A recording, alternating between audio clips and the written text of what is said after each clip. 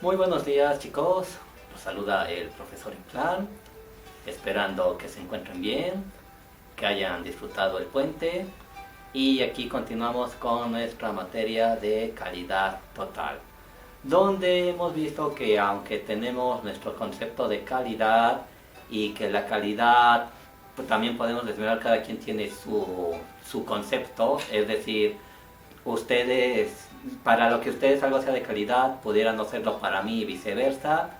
De igual manera hemos estado viendo algunos elementos, herramientas y demás que nos conllevan a justamente que un proceso de calidad.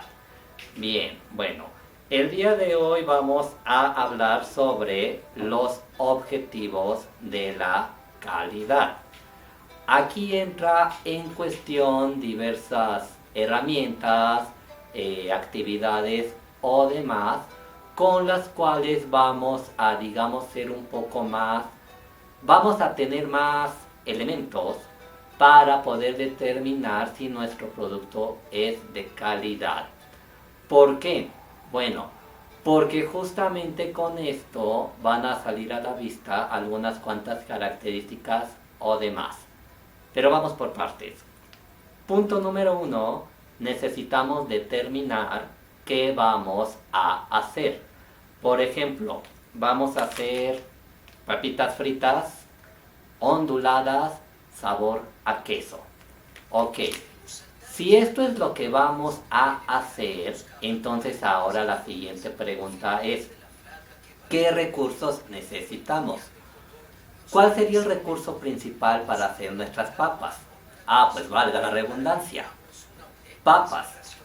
Tómese en cuenta que las papas se pueden hacer con papa natural o por medio de harina.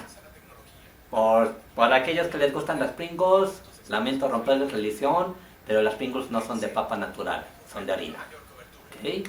Bueno. Ya determinamos, ok, necesitamos papa. Pero ¿qué más necesitamos? Pues necesitamos el sabor a queso.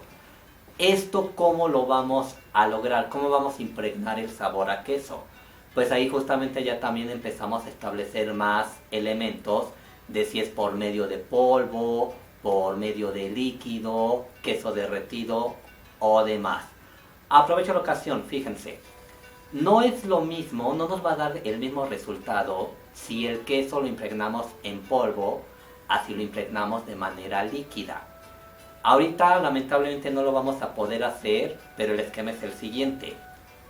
Si alguien llegó a conocer las llamadas chips Valentina, estas papas fritas ya tenían pues el sabor picante de la Valentina. Pero si probáramos una chip Valentina y una chip natural con salsa Valentina líquida, no nos sabe igual. ¿Por qué? Justamente por lo que les comento. Este hecho de que el sabor sea impregnado por un líquido o por un polvo nos genera diferente resultado en esta característica del sabor. ¿Me explico? Bueno, una vez aclarado todo esto, vamos a también a determinar quién es el o los responsables de la fabricación. Y también cómo al final tenemos que tener una forma de evaluación. Por ejemplo, una vez que tenemos ya nuestra papita, debemos de verificar que cumpla ciertas características, principalmente visuales, pero también tienen que ser que de textura, es decir, tacto, olor, vista, y ya dependiendo, en este caso sabemos que no, pero posiblemente puede aplicar auditivas también. ¿A qué me refiero? Otro ejemplo, el agua natural. El agua natural sabemos que tiene tres características: inolora, incolora e insípida. Es decir, no tiene olor, no tiene color, no tiene sabor. Por lo tanto, si nosotros nos enfrentamos a un líquido y no cumple estas características, no será agua, a menos que sea agua contaminada por alguna razón. ¿Pero a qué me refiero? Yo puedo ver un líquido que no tiene color, no tiene sabor, pero tiene olor. Entonces ya no es agua. Puede ser tal vez alcohol. ¿Me explicó? Igual, Si tiene color, tal vez es gasolina. ¿Me explicó? Entonces, si estamos haciendo agua embotellada y a la mera hora nos damos cuenta que no cumple estas tres características, ¿qué significa? Que nuestro proceso de calidad tuvo alguna falla.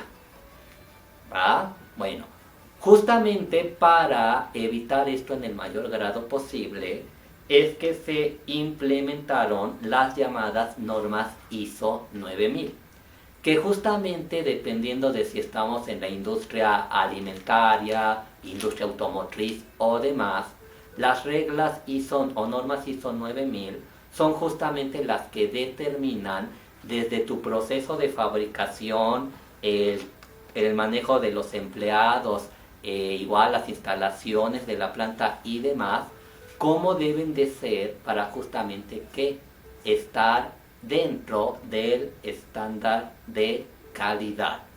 ¿Por qué? Porque a final de cuentas, esto se puede decir que es un sistema de medición, con el cual vas a comprobar que tu fabricación cumpla los estándares establecidos y qué tanto satisface tu producto al consumidor. Al mismo tiempo, ¿cuáles son los factores que satisfacen? ¿Por qué? Bueno, cierto es, somos mercadólogos, pero debemos reconocer, no hay producto perfecto. Y así como cuando el cliente dice, me gusta este producto por su color, olor, textura y demás, podrá decir, lo único que no me gusta es esto. Pero es justamente lo que debemos de medir, que los factores positivos sean más que los factores negativos.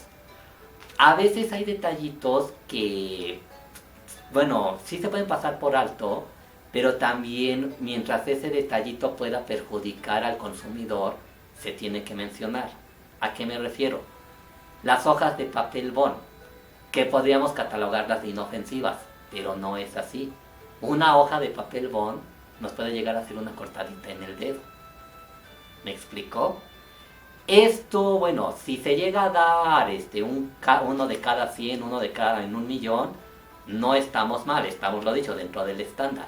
Pero si las hojas de papel bond las hacemos de forma tal que 100 usuarios se cortan, entonces nuevamente estamos mal desde el proceso de fabricación. No estamos entregando un proceso de calidad, ¿sí? En este caso también, en estos momentos, si tocan su cuaderno, van a sentir que sus hojas de papel bond tienen cierta textura. Si tocan, por ejemplo, una cartulina, una foto, ¿es papel? Sí, pero es otra textura. Entonces volvemos a lo mismo.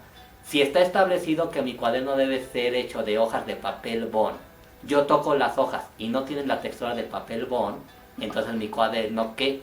No está cumpliendo la calidad. Ajá. Y así en toda la industria. ¿Ok? Espero que haya quedado claro. Cualquier duda o comentario me lo hacen saber.